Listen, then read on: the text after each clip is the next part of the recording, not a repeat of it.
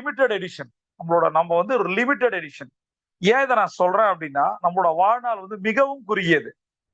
காலைல எந்திரிச்சாதான் நம்மளோட நிலை அந்த மாரி தான். சரியா? அது நம்ம எத்தனை பேரை நம்ம இழந்திருக்கோம்னு பாருங்க.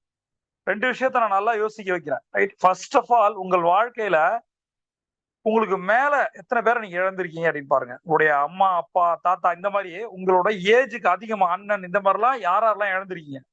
2வது உங்களுக்கு கீழ இருக்கிற ஏஜ்ல உங்களுக்கு ஏஜ் ஒரு 40 இருந்துச்சுன்னா 30ல ஒரு 18ல யாரோ ஒரு பையனோ ஒரு ஒரு இளைஞன் இறக்கும்போது நீங்கள் யோசிச்சு பாருங்க.